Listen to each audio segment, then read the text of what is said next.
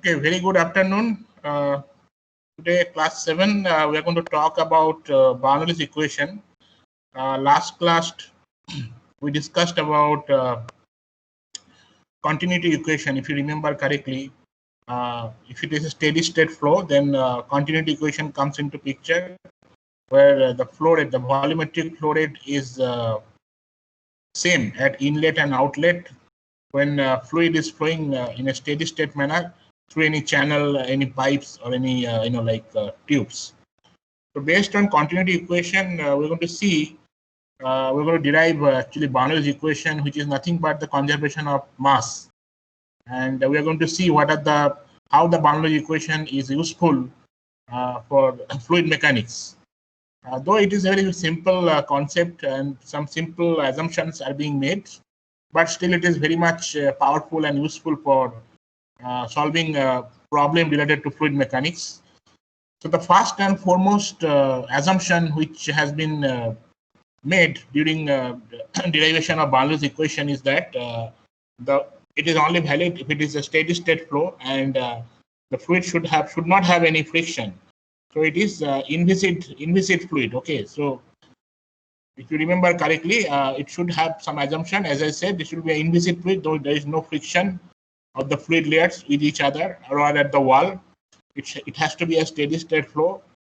It must be a streamlined flow, and other things are like incompressible in nature. What is incompressible? There is no density change, right? Incompressible fluid means there is no density change with variation in pressure and temperature, and there is no work or heat transfer. So these are the primary assumptions which are being made in order to derive the expression related to Bernoulli's equation.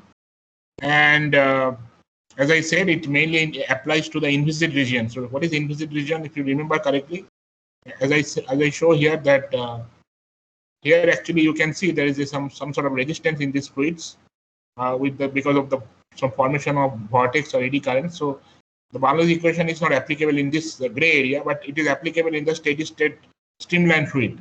So in this region, Bernoulli equation is not valid, but the red line, as you say, is a streamlined flow. The Bernoulli equation is valid. So let's look at the expression. First, we are going to start from the equation of motion. So what is actually equation of motion tells us that according to the second law of motion, the force acting in the direction of any direction, let us assume it's the direction of x, is equal to the mass multiplied by the acceleration. That is, force is equivalent to mx, right? MAX, where ax is the acceleration due to acceleration, right? So that is Newton's second law. The force is equal to mass into acceleration. That mass into acceleration. Now the force can be the effects can have multiple. Not only due to gravity, but it can have other parameters also being involved, like pressure, viscosity, turbulence, or compressibility. But for derivation of Bernoulli's equation, we only consider the gravity and pressure, the first two terminology. Okay, we're going to only consider the force acting on any liquid in a system, and the change in gravity and the pressure, how the pressure force is changing and the gravitational force is changing. The other parameter, viscosity, compressibility, and turbulence, we assume it is constant. So there is no change in viscosity, compressibility, or turbulence. So we're going to only consider two cases, gravity and pressure. And as I said, we are going to consider a streamlined flow taking place in S direction. I think the picture is given in this next slides. I'll come to this picture. This is actually the expression for solving the Bernoulli equation. Streamlined flow is taking place in S direction.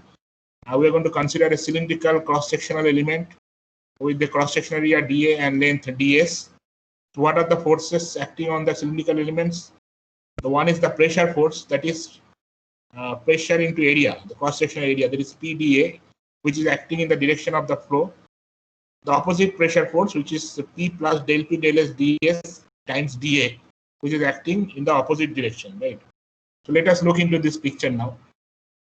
As you can see, the upwards arrow, it is giving PdA, the force acting in the upward direction, right? Another force, P plus del P del S ds times dA, which is acting in the downward direction. So this is the cylindrical element which is having a length of ds and cross-section area of dA. And what are the other force acting on it? The weight of the element. The weight of the element is nothing but density times acceleration due to gravity dA ds. So dA ds is nothing but volume into density mass into g, so mg. So that is the weight of the element, rho g dA ds, which is acting in this direction, right? As you can see, the vertical line move towards down, right? That is the weight of the element acting downwards.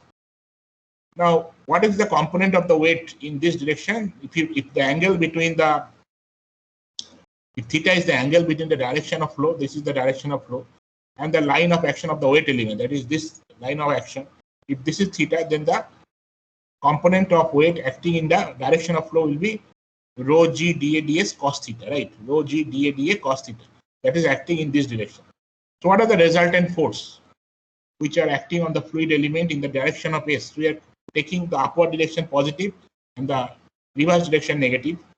So if you take into consideration the resultant force acting in the direction of S, which is mass of fluid element into acceleration in the direction of, that will be equal to the, because as I said, force is nothing but, if you remember the previous slide, force is acceleration due to gravity, m into ax, right? So that will be equal to the mass of fluid element in the acceleration direction of S. So the force components are PdA minus P plus del P del S ds dA minus rho g dA ds cos theta, because this is the weight component in the direction of the fluid flow, right? This direction, upward direction. So that is negative sign, because in this direction it is negative, and then it is equal to the mass, that is rho dA ds into acceleration due to gravity as, where as is the acceleration in the direction of S. So as can be represented by dv dt, where v is the velocity, t is the time, but velocity is a function of distance and time, that is s and t. So it can be, velocity can be written in differential form, del v del s into ds dt plus del v dt. This term can be expressed like this way. So ds dt is nothing but again v, so it will become v del v del s plus del v del t. Now we have already considered the assumption we made that the fluid flow is steady state in nature. So if it is steady state in nature, then del v del t term becomes 0, right? So actually acceleration as becomes v del v del s. We are going to substitute the value of as, that is v del v del s, into this equation. I'm going to simplify this equation, okay? As you can see, P dA term will get cancelled, because minus P plus del P del S dA ds, will multiply it, this term get cancelled. So if you look into the next slide, rearranging all the term, it's become minus del P del S ds dA minus rho g dA ds cos theta equal to rho dA ds, that is the mass, into acceleration due to gravity as is nothing but v del v del s. So if you divide it both sides by rho ds ds, this will become minus del P rho ds rho del s minus g cos theta plus v del v del s. And then we can take this term on the other side, and it's become del P by rho del s plus g cos theta plus v del v del s 0. And as you see that from previous side, cos theta, if you remember, this is the expression, cos theta is nothing but dz by ds, okay, dz by ds. So it will, if you substitute the value of cos theta dz by ds, this expression become 1 by rho del P del S plus g dz ds plus v rho s equal to del v del s equal to 0. So if you just take out the del s term, then the expression become del P by rho plus g dz plus v dv equal to 0, which is known as the Euler's equations. Now, as I again said, that we have made this one assumptions during derivation of boundary equations. The first assumption that fluid is ideal, that is viscosity is 0. It's a steady state flow. The fluid is incompressible in nature, and the fluid is also irrotational. So there is no momentum or angular momentum. So this is the Euler's equation in the differential form. If we integrate this Euler's equation within the proper boundary limits, so it will be integration del dp by rho plus z dz plus v dv equal to constant. So the expression become p by rho plus zz plus v square by 2 equal to constant. And if you divide by z or z, it becomes p by rho z plus v square by 2z plus z equal to constant. So this is known as Bernoulli's equation. This expression is known as Bernoulli's equation. And the most important thing is here, this each term actually P by rho g v square by 2g plus z corresponds to some head. So the first term is pressure head, that is the pressure energy per unit weight of the fluid, which is called pressure head. And you always remember one thing, that each term here actually unit of length. That's why it's called head. The terminology head becomes coming due to the unit of it. The unit of this each parameter is length. It can be centimeter, foot, meter, a millimeter, anything. It should be a unit of length. Similarly, v square by 2g is called kinetic head or kinetic energy change per unit weight, and z is called potential head or per unit weight, or it's a potential head. So Bernoulli's equation was derived based on the assumption that fluid is non-viscous and therefore frictionless, as we already said during the start of the class. But in reality, all the real fluids are viscous and offer some sort of resistance to the flow. So there is always some sort of loss which happens, and which must be taken into consideration when you solve Bernoulli's equation. So if the head loss is taken into the loss of energy taken into consideration, that is given by HL for fluid flowing through a channel or any tube at two different position or two different location, the expression can be given V1 by rho g V1 plus V1 square by 2g plus Z1 equal to P2 by rho g plus V2 square by 2g plus Z2 plus HL. So the HL is coming due to the loss of energy. Now what is 1 and 2? The subscript 1 and 2, subscript corresponds to position 1 and position 2 respectively. We are considering fluid flow through a particular channel, right? Where at two position 1 and 2, it might have a different pressure, different velocity, and different height of the potential head. That's why this 1 and 2 comes into picture. Let's look into some practical problem or examples, so that the equation, the Bernoulli's equation, becomes easy for you to understand. The first practical problem given: the water is flowing through a pipe of 5 centimeter diameter under a pressure of 29.43 Newton per centimeter square, that is the gas pressure, and with a mean velocity of 2 meter per second. Find the total head or total energy per unit weight of the water at a cross section which is 5 centimeter above the datum line. The diameter of the pipe is given 5 centimeter. Now all the parameters, all the units given has to be converted into SI units. So we convert into SI unit. 5 centimeter becomes 0.5 meter. Pressure is given at the position 1, 29.43 Newton per centimeter square. That is equivalent to 29.43 into 10 to the power 4 Newton per meter square. Velocity given 2 meter per second. Datum head is given 5 meter. So total head is pressure head, kinetic head, datum head, or the potential head, right? Pressure head should be P by rho g, as you see.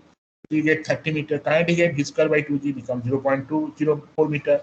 And so the total head becomes P by rho g plus v square by 2g plus z. If you add all these individual values, then it becomes 35.20 meter. That was been asked to calculate total head, right? Let's look into another example. Here it is.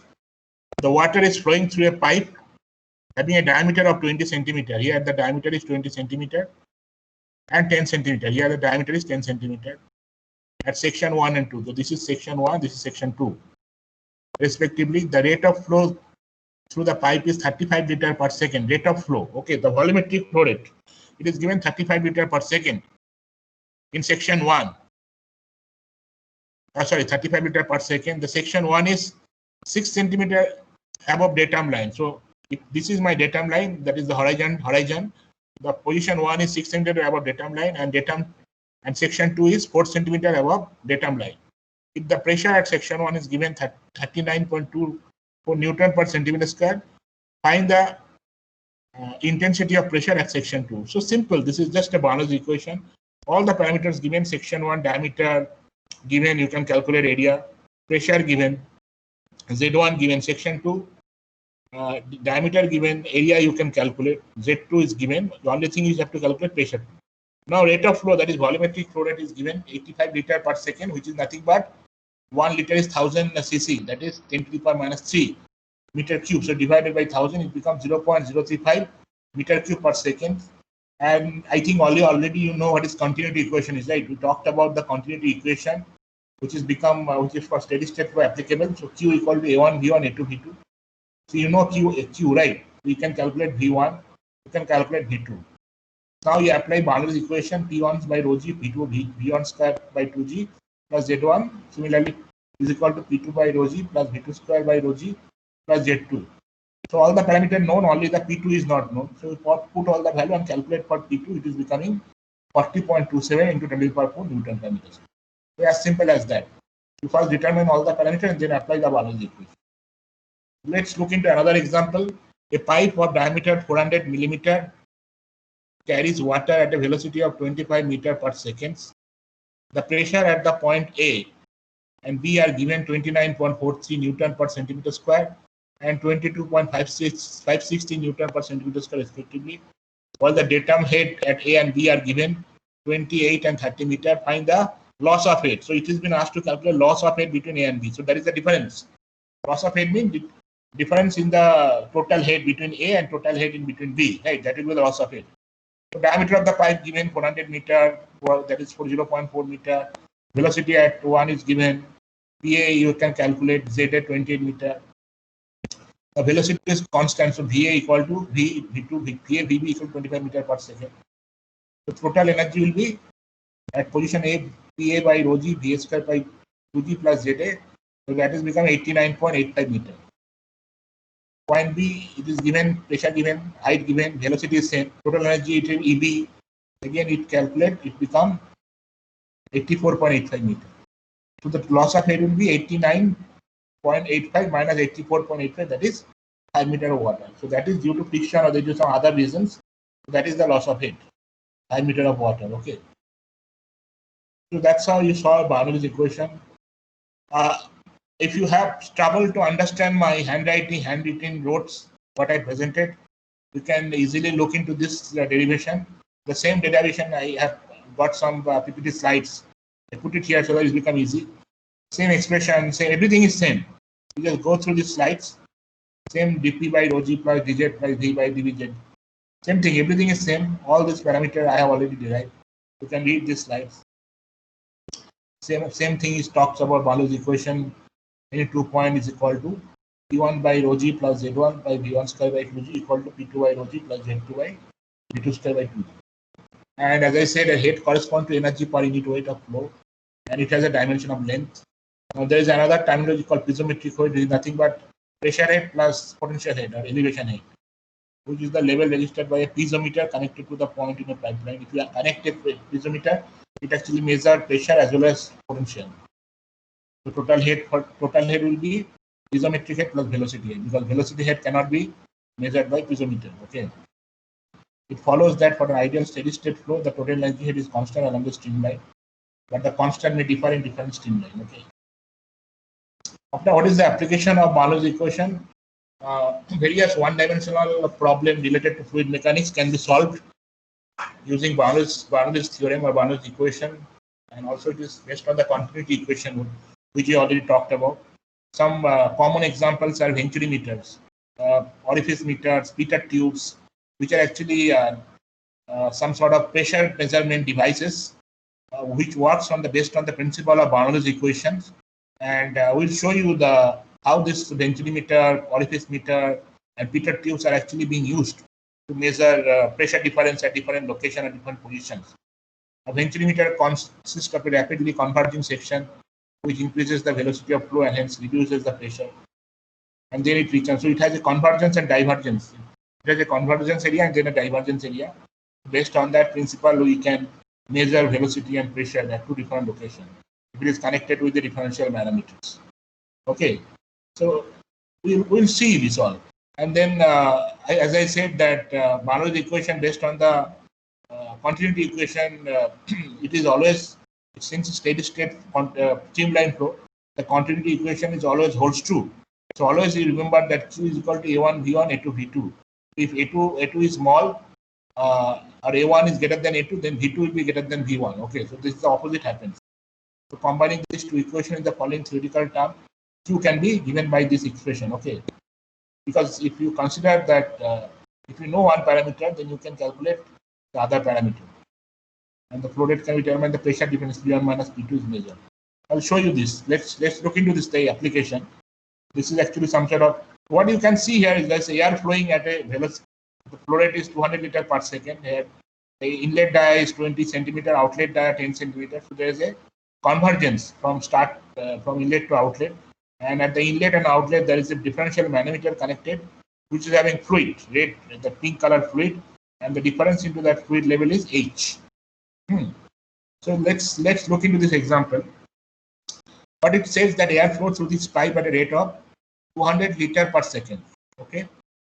The pipe consists of two sections of diameter 20 centimeter and 10 centimeter with a smooth reducing section. That is the convergence here. You can see, right? That connects them. The pressure difference between the two pipe section is measured by a water manometer. So this fluid is water. The fluid flowing through this is water.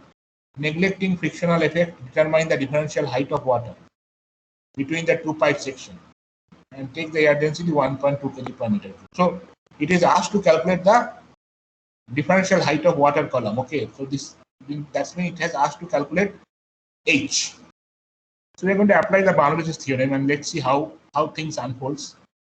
The volumetric fluid is given 200 liter per second. Okay, that's always remember in mind. So what are the assumptions? We assume the flow through the pipe is steady, incompressible, and with the negligible friction, so that the Bernoulli equation is applicable. Okay. 2 is the losses in the reducing section are negligible. 3 is the pressure difference across an air column is negligible because of the low density of air, because air has very low density. And thus the air column in the nanometer can be ignored. I mean, if there is any air also, that air pressure can be neglected. Now we take the point 1 and 2 along the center line of the pipe. Center line of the pipe means the horizontal section. Okay. And let's noting that Z1 equal to Z2. Why Z1 is Z2? Because it is not inclined. It is parallel to the horizon. Okay. So the height Z1 from, if you have my datum line here, wherever that, because since this is horizontal to the earth, horizontal to the datum line, the height difference between Z1 and Z2 from both these sides will be equal. Since it's not an inclined, inclined pipe, so Z1 and Z2 should be same because the elevation effect are negligible for gases. Then Bernoulli equations, if this is my Bernoulli equation, Z1, Z2 get cancelled. And if I take the P2 this sides and multiply rho g, there is become, because now rho is the density of air. So P1 minus P2 equal to rho air, V2 square minus V1 square by 2. Because G also get cancelled. Okay. And Z1, Z2 already got cancelled. And but P1 minus P2, that is the differential. P1 minus P2 is what? That is the pressure difference, right? Which is being measured by the manometer, right? So the pressure difference, which is measured by the water manometer, which is given a height of H. If you consider that the water is having a density of rho W, so P2 minus P1 or P1 minus P2 can be given by rho GH, where rho is the density of water. Understood? This is the expression coming from the manometer, P1 minus P2 rho GH, rho WGH, which is the expression coming from the differential manometer. Here, this is the differential manometer because water flowing through it. So if this is the pressure P1 and this is the pressure P2, the expression should be P1 minus P2 should be the height difference between these two columns, that is rho WGH. Okay, rho WGH. So if you put the P1 minus by PW rho WGH, H become rho air V2 square minus V1 square 2G rho W, or V2 square minus V1 square 2G rho W by rho air. So this is the final expression. Got it? So now you have, A1 was given, right? I think every parameters were given, volumetric flow rate and all these things. So you can calculate V1, V2 and H you can calculate 3.7 meter. So the differential height of the water column will be 3.7 meter. So this is 3.7 meter. Okay. This is how we approach to this problem. So this is the example and I think exercise. Everybody must solve this. Water, assume invisible and incompressible flow steadily in the vertical variable area pipe. When in the figure determine the flow rate if the pressure in each of the gauges reach 50 kilopascal. So pressure is same. Now the Z2 minus Z1 will be 10 because here if you take this horizon, this is my Z1 and this is my Z2, Z2 minus Z1 will be 10 meter. The height difference will be 10 meter. Other parameters are given, right? Volumetric flow rate is also given. Answer also are given. Okay, 2 meter here it is 1 meter. You can calculate what will be the Q, that is the flow rate Q. Q is A1, V1, A2, V2. So if you calculate V1 or V2, and A1 is given the area across the cross-sectional diameter is given. So that is pi d square by 4. Pi d1 square by 4. That is the area. Then you just calculate V1 A1, sorry V1 or V2, and then multiply that with the corresponding A1 or A2 and calculate rho. So this is the example you must solve for the next class, as well as the problem I gave you in the last class that has to be solved and show it to me in the next class. Okay.